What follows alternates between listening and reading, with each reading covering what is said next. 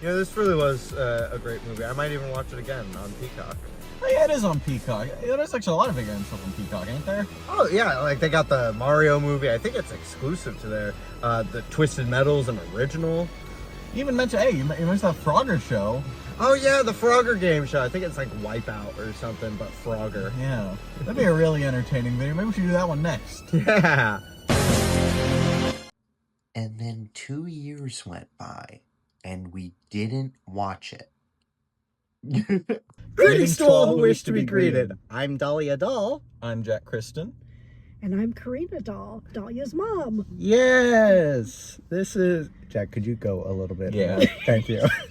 I'm not cutting that. I just, I am Greta Gerwig. You gotta get that rule of threes. Gotta get that. Well, you were just off frame. Yeah, As a little awkward. I can see the reflection. Anyways, we just watched Five Nights at Freddy's 2. The three of us. Jack for the second time, me for the first, and Mom as a layman who does not know nearly anything about Five Nights at Freddy's lore. Never. I info dumped to her about the games throughout these past 11 years since the first game came out? 2014. About 11 years. She has retained none of it. Right. Didn't even remember Orange Guy. And the pink guy theories. I don't think I ever told her about those. Well, no, it was a failed. So there was this guy, purple guy, in Five Nights at Freddy's 2, who is William Afton in these movies. In the 8-bit mini games, he was purple, but sometimes he was pink. And So people thought two killers. So some people thought there were two killers. I mean, can you imagine like a movie with Matthew Lillard and Skeet Ulrich having two killers? Yeah. Unbelievable. Anyways, so she saw the first movie. You liked it? I did. Yes. And of course, Jack and I know all the lore. And Jack saw this movie on opening weekend, and I was at school. Yeah. So we just saw it. We just got out of the theater, got into my car. I drove to where there was better lighting, and so now we are here. So, Mom, you have not been in one of these videos since probably Batten Disease Awareness video. Also about 11 years ago. A true classic. Yeah. So you can go first. What were your thoughts? You said you had many. Well, I did not like it as much as the first. And I was shipping Mike and Vanessa. So I'm really disappointed at the way it ended. And that marionette, that was just weird. You know, it wasn't until watching this movie that I realized the concept of the marionette within Five Nights at Freddy's canon is weird. Like when I was first learning about the games when they were coming out, I was like, oh, and that's the marionette. Yeah, it's the puppet. But now, I had never thought, what does the marionette do while performing? Right. Because I understand Freddy and the gang are, they're Chuck E. Cheese. Yeah, they sing and dance. But there's no marionette at Chuck E. Cheese. I guess there's no balloon boy at Chuck E. Cheese either. But what you will. Yeah, the marionette is weird. I will give you that for sure. And I'm not happy that McKenna Grace was in it so little time. Right? Yeah. I could have sworn in the trailers they had more scenes with her that weren't in this movie. I can't remember the trailers too much. I might just, McKenna Grace looks like every white blonde woman, so maybe I was thinking of a shot with Vanessa in it. Yeah. But I should say every white blonde woman looks like McKenna Grace, which is why she plays all of them in flashbacks. But I love McKenna Grace, big McKenna Grace fan, all right? Me too. I have the smallest hang up in the world about the Ghost show. Because to me, maybe it's just the fact that I didn't live it, but to me, Ghost television is so, just barely past 2002. It's Yeah, this movie took place in 2002, Jack. Yeah, no, I'm saying, the rise of Ghost entertainment, to me, seems like something that would have happened, later in the 2000s. Right around when they had the writer's strike, and so a bunch of reality TV popped up. Yeah. Maybe But- it was like a public access show. That's probably more what the movie was going for. I think that's what it was, because it was clearly an amateur production, because Right. there were 3 people there, and there were 4 people there, and one of them was McKenna Grace. 5 people on Ghost Adventures. Yeah. So, They called it the Scooper. spectral like in the scoopers. Game. Like in the game, the Scooper. Oh, yeah, like in the game. That's a thing in a later game. Straight It wasn't in point this movie. at the screen and soy face. Yeah, I did that a lot in this movie. I unironically, I was like, oh, that's from the game. So often, I had to restrain myself from like loudly proclaiming that. I think I did very well at not being loud with this movie, but then when the cab driver came up and I knew, the cameo, I knew what was going to happen. Didn't even need to see the rest of the bit. I knew what was going to happen, and it was great. That was Yeah. that was Yeah, a the great cab thing. it was probably the That was funniest bit in great. the movie. Oh yeah, and they did the thing where Chica loses her beak, like Yeah. in Like the in the game. Like in the game, which was always a weird part of the game to me. Well, Chica looks horrific without the beak. Yeah. Yes, that is true. Now, I know what you're thinking. What does that have to do with the game? So you see, Scott Cawthon did this real cool thing where he saw that and was like, oh, that'd be cool. And then he put it in the game with no other explanation. Happens a lot. I don't like shit. Take 2. Yeah. Except we're just gonna like continue. Yeah, there's a weird cut here. There was technical difficulties. Anyways, yeah, so Scott Cawthon does this really cool thing where he will make a design choice because he thinks it's cool, and even if it doesn't make sense. Like, Springtrap changed designs halfway through the series, and nobody knows why. And it's worse. It is a worse It's a design. lot worse. Scrap Trap is a terrible God. design, in my opinion. Sorry, Mr. Cawthon. I love the empire that you have built. I'm not a huge fan of your method of storytelling. Anyways, Mom, did you have other thoughts about the movie? I kind of interrupted you. I think my last thought would be that Mike needs to take a little responsibility for what happened. He seems to be putting it all on Vanessa, and no, he has some responsibility here. Yeah. I think it's because Mike is sexist. Ooh. Five Nights at Freddy's 2 is a feminist masterpiece, and here's why. Mike might just be a little bitch, but Yeah, no, I agree with that. I agree. Mike was pretty unfair to Vanessa in all this, especially at the end. The ending's, I think it's bad. The ending was not great. I did think it was interesting what they did with Charlie Emily. Yeah. I thought what they did with her character was interesting. It was very interesting. I liked what they did. So now someone who this is my first time seeing, I'm gonna talk now, and this is my channel, so yeah. I'm Predominant viewpoint. No one can stop me. I thought this movie was really good. I liked that it did more with the games. It felt a lot more. This is what I feel like the first movie should have been. Not necessarily in story beats and what they did with the lore, but just incorporating what the games are about gameplay wise. That's something I think a lot of video game movies have trouble with, is incorporating elements of the gameplay. Yeah. Because oftentimes the gameplay and the story aren't really together in video games, so it's very difficult to bring the gameplay element into the movie. But they did that. He got the Freddy mask. He was on a computer. He was like, "Why are there no doors?" So, like in the game.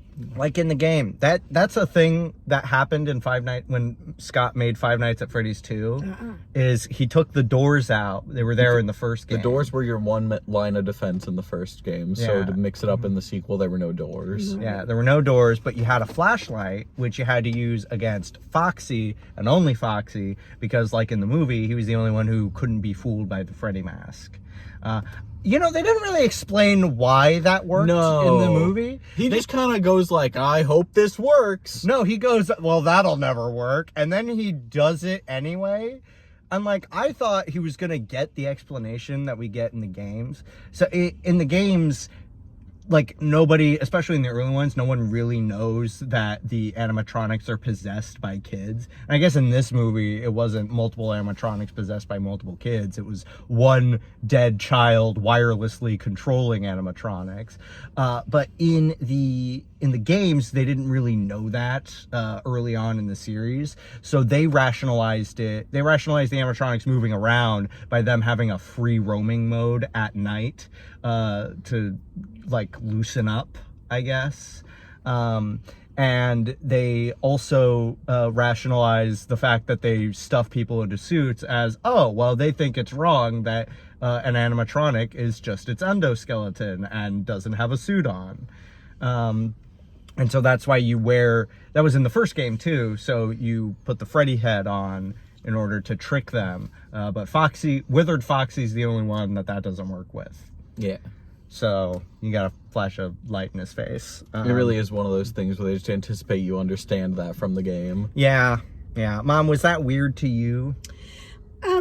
No, because when they showed Freddy recognizing that was an animatronic, even though it wasn't really an animatronic, the light, I think... It was green. Yeah. And then with the fox, it was red. So I thought, well, whatever it is, whatever mechanics are in there aren't working properly. So that's what I... Yeah, I don't know that I really get it because, like, Charlie, like Charlie's a person. Yeah. And she's controlling the animatronics, so if she's able to control them, why do they need to rely on she's more this? influencing them. I think it's, like, not direct control because it maybe, I don't know. Interesting. That's how I'd rationalize it. I am going to put a spoiler warning in the title of this video. Spoiler review. Yeah, so like, you feel free to talk about whatever you want. I liked this one, actually, about as much as I liked the first one. I liked that it incorporated elements from the game more. I liked the ways that it expanded the lore. There were a couple things that I wish had been more focused on, like FazFest. It felt like FazFest was just kind of an excuse for the animatronics to be out in the wild, but then they only had that one scene with Toy Freddy. It kind of feels like a plot beat they invented to have that shot of him walking in the crowd in a trailer. Yeah. I feel like there must have been something cut from that. Yeah, or maybe it'll be in 3. Maybe there will be FazFest in 3. I mean, you know, Fazbear's Fright is definitely happening in the 3rd They're going to movie. do that. It's possible that they aren't going to have a time jump It'll from be 2 like to 3. similar night. It'll be like, I don't know, like the next night. I mean, they said they were planning a haunted house, so it's probably autumn. Yeah. So maybe it'll be like a month or 2 Well, I will mean, pass. schools are obviously already in session. That's also School's true. in session. Hey, that's another thing I didn't get. What is up with the timeline in this movie? So they're setting up for the science fair. It seems to me pretty early in the morning. Yeah. They had breakfast and then they went there, and then Abby is like, and then Wayne Knight's character, what was he, Mr. Berg? Mr. Berg. Whatever. Al from Al's Toy Barn. What's his Seinfeld character? Lenny? No. Norman. Yeah. Norman. Newman. Newman's all like, oh, it's too late. And I was like, isn't it like early? I see everyone else setting up, but like, wait, why is it? I also didn't understand what his beef with Abby was. Yeah, that didn't make a lot of sense. He just hated it. This movie is full of, like, adults who are just, irrationally angry at children. Yeah, I guess the idea of the movie is, like, adults are untrustworthy to the kids. I guess they needed a reason for Toy Chica to kill him. Yeah. Well, right. And, look, having been a kid in the late 70s, early 80s, parents were much more dismissive of children. At the same time, I kind of feel like if you have this little girl running up to you screaming, I need help, I need help, somebody's going to help her, even then. Yeah, I feel, that was a little unrealistic to me. I was like, oh, wow, this is really so the movie can happen right now. Yeah. This is... Go away, kid. Hey, adults are talking. Get out. It's like, what are you doing? Who acts like this? Yeah. I didn't know. I don't know. Maybe they were just extra boomer parents. Yeah, No, they would be baby boomers. That is, they would literally be baby boomers if they were parents to young kids in 1982. Also, the fact that it was an accident. She was stabbed 3 times in the back. What do you mean it's an accident? Why did they blame her? How did they get away with that? I realized... Well, they clearly... they kind of didn't because the place shut down. Well, yeah, but I mean, the franchise was still going on. They had multiple Freddy's locations. They had the second one from the first movie. They had presumably more, according to Henry. It just gave by. I do also... I love that at the end of the credits, they had Henry with like a phone call His or little something. audio log. It reminded me of Pizzeria Simulator. So I really hope His little monologue. I really hope that if they're ending this with 3 movies, that they put that monologue in word for word. You don't know what we're talking about, and that's okay. But I really hope for that. Okay, so those basically my thoughts. I'll probably say more when you talk. Yeah. But, so go ahead, Jack. Upon your second viewing. Yes. Is this your second or third? Second. I didn't see it a third time. Yeah. Do you have plans to see it a third time? Not necessarily. Maybe when it comes to streaming. Well, I mean, with an ending that good. Oh, yeah. It feels like Why don't you go ahead? It and feels like less conclusive of an ending than Across the Spider-Verse. Yeah. Like, it literally feels like, okay, we're starting the third. Yeah, it really felt like they were starting the third. It really felt like they were like, all right, well, time to start the third movie. I feel like if the third movie started, I feel like if they ended before the marionette got to Vanessa, and then they start the third movie, with the ending of this movie, and then they showed that, it'd be like, oh, like I would have gotten chills. But now I'm just disappointed and be like, oh yeah, well, I mean, I already knew there was gonna be a third movie. Like, guys. okay, You don't need to sequel bait me. Except they haven't confirmed it, but like they're going to get one. They're gonna make a third one. Let's not beat around the bush here. I know that, but they didn't. It's real confident of you to do that kind of writing. I feel like it's lazy. Jack, go ahead more with your thoughts. I think that it is like... It's very strange comparing it to the first movie, especially because now I'm seeing it again after kind of dwelling on it for almost a month now. It was early December when I saw it. Oh, yeah.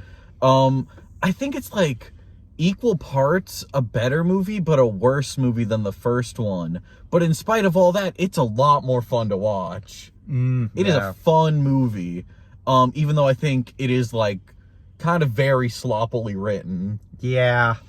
Well, I mean, we know who's on the writing team for this movie. Actually, I looked this up afterwards. He's the sole writer. Scott Cawthon is the sole writer of this movie? The first movie was written by Scott, and then the script, I've got my... Okay, more technical difficulties, but go back to whatever it was you were saying. Okay, so I looked this up after seeing it the first time, because even then I thought it's kind of strangely written. Yeah. So the first movie was written by Scott, but it was doctored by the director, I forgot her name, and someone else. The second movie had no script writing assistants, it was just Scott, and I think it really shows. And I also think he does not know how to write dialogue between two people. Like, he can write someone talking at you or like individually. He cannot write two people talking back and forth. I think it is not a skill of his. I think it really worked when the dialogue was coming from a robot.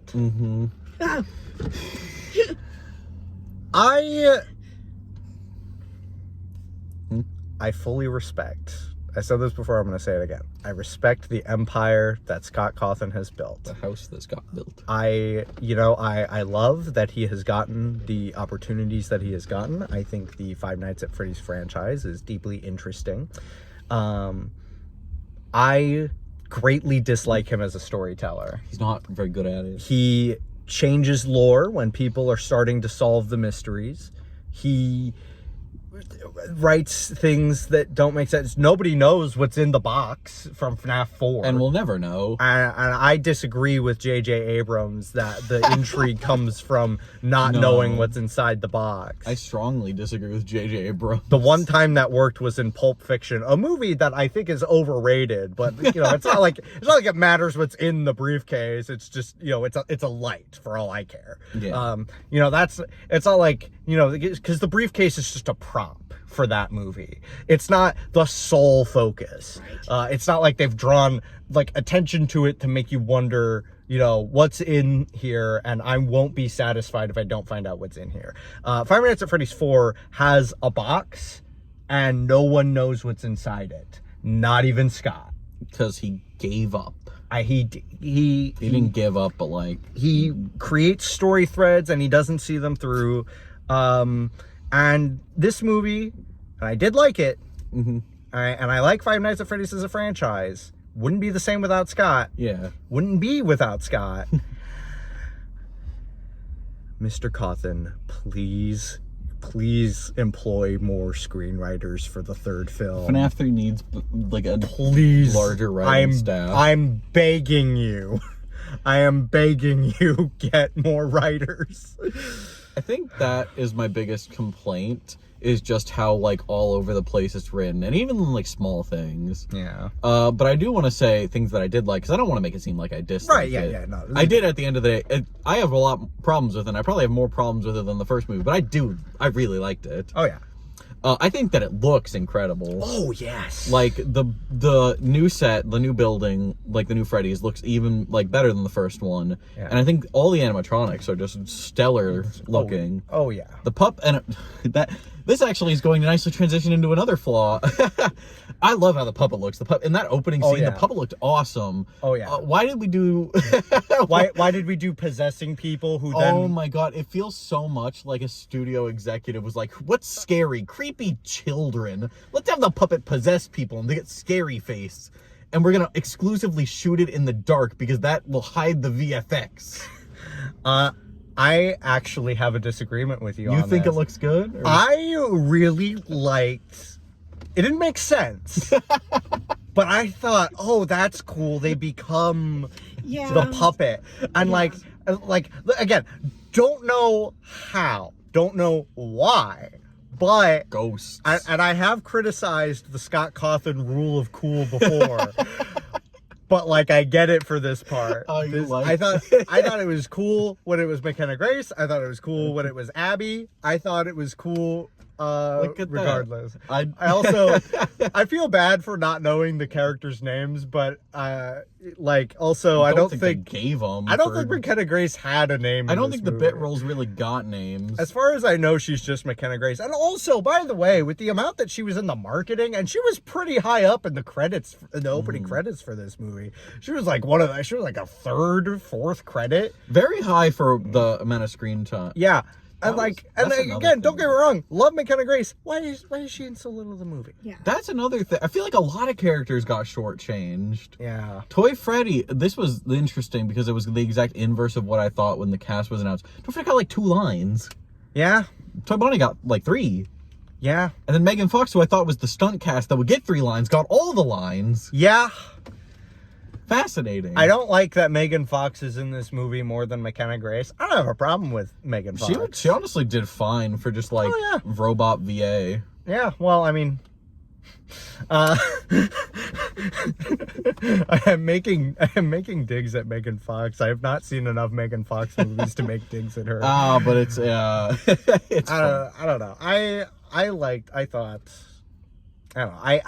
liked the marionette possession stuff. I thought, oh, that's actually really fair. cool. And also, maybe that's why they did it. Maybe it's just, I'm a stickler for that. And Abby's actress, perfect in that scene. perfect. They're just fun. Piper something. Piper something. I forget her last name, but I love her with all of my heart.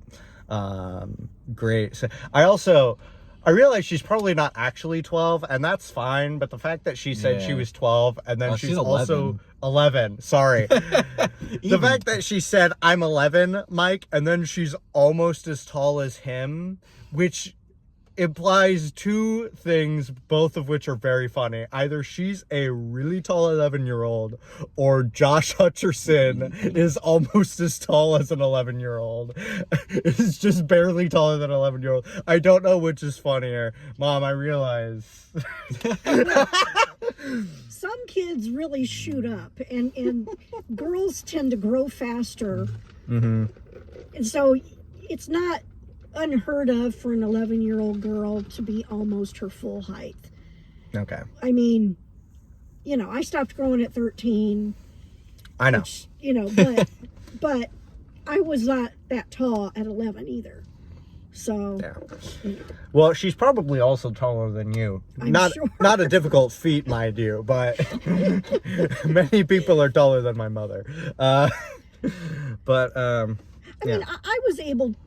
I'm sure she's probably older than 11, but I was able to believe that she was 11. Yeah. She plays a kid fun. It's just, when she wasn't standing next to Josh Hutcherson, I believed she was 11. Yeah. Every other time. Here's something I thought, and I don't know if this is just something that I noticed, but in the final scene when the original animatronics were taking apart the toy animatronics, I was just thinking, like in the fort building scene from the first movie. Like, that was my first thought, because that's how they were moving, because that's how they're designed to move. I mean, all they can do is... They can only do so much. But also, I feel like the toy animatronics were all really easy to take apart. Yeah. Like, I mean, they're supposed to be like, older robots. I guess, but also, I feel like Josh Hutcherson shouldn't be able to just kind of gingerly... And then just... That seemed a little too easy to me. Okay, I'll believe that the animatronics can do that. Like a robot ripping apart a robot. Toy Chica was able to just crush Wayne Knight's skull, right? It takes a lot. That takes a lot of force. I don't think Josh Hutcherson can do that. Not Mike Schmidt. Josh Hutcherson. No. I didn't believe it. I keep interrupting you. Go ahead. I think those are like my main thoughts. I think just the fact that I really love how it looks. I think it's just a very nice looking movie, and there's a lot of fun. There's a lot more fun in what they do here than I think the first movie ever gets to do with the animatronics. Yeah. But I do think it is just all over the place as a movie. Yeah. Yeah. Any final thoughts, Mom? Any response to what Jack or I have been saying? No. Yeah. Oh, Circus Baby was in this movie. Oh, yeah. And then they didn't do anything with her. She was there for one shot. A shot. It was maybe two.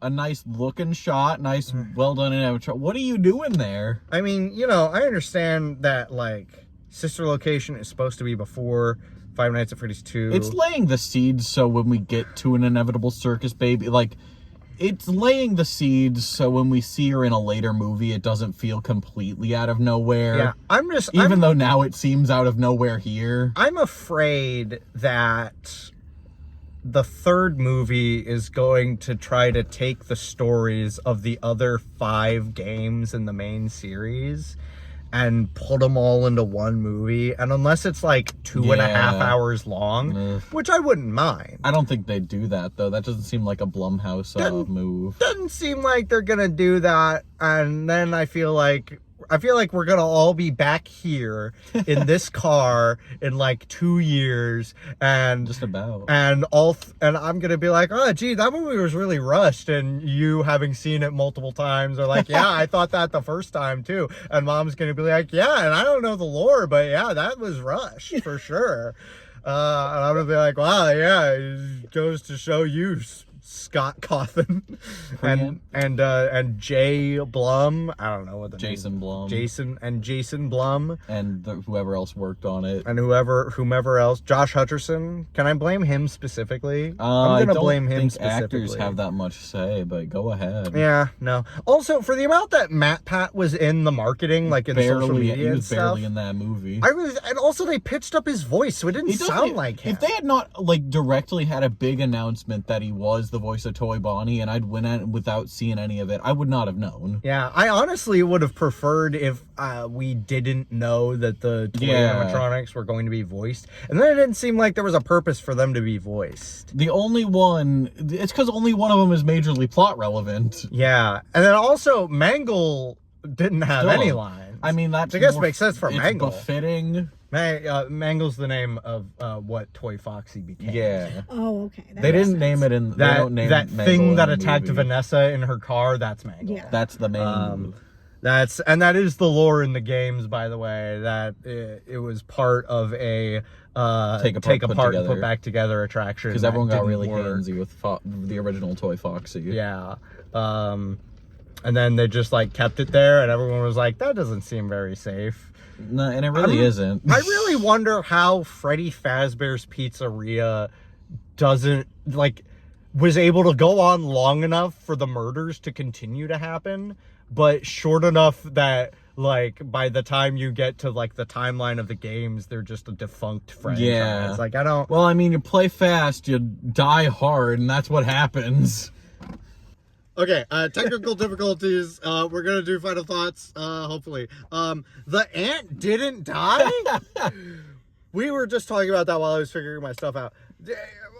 What do you mean she didn't die? And then she wasn't even in the movie. No, they just go, she was thrown in an asylum. I guess they needed a reason for FazFest to happen. I feel like they could have not to prosecute Josh Hutcherson for murder. Yeah, that's fair. I guess I feel like they could have done that with Michael Afton. Yeah, just had him like, and then also I feel like, and maybe this is just because this is an adaptation, so maybe other adaptations are like this, but I feel like every time they try to have like a cool reveal for later, it only works if you're not familiar with the source material. Yeah, and the first movie did that too. Yeah, like I nearly said to Mom, "Oh, that's when he was like, Mike, call me Michael."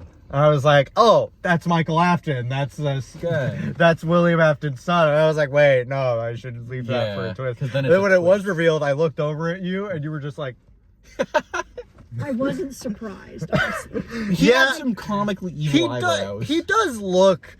Also, he looked like he could be Skeet Ulrich's son. Yeah, like I think they got a really good casting for him. Oh yeah. Where's his iconic Foxy mask? All right, final thoughts. Final thoughts for sure. Overall, all right. Yeah. Scott, please, for the love of God, get more writers on the next movie. At least let someone doctor it like the first movie. I am begging you, please. I liked that there were more video game elements. I think what they do with the acting, all great. Wish McKenna Grace was in it more. I liked the Doug cameo. And I thought yet again, is that Scott Cawthon? Just like I did the first time. I don't know if I mentioned that in the first review, but it's mentioned. Yeah, now it's mentioned. Now it's canon. Yeah, so those are final thoughts. I'm gonna say a solid 3.5 stars. 3.5 stars. Yeah, what do you two think? I think 3.5 is pretty accurate. Yeah. You know, Jack, I really like making these videos for you. And thank you for coming with us, Mom. So, always fun to do these. Did you see that trailer? Oh, for the Super Mario Galaxy movie? Yeah.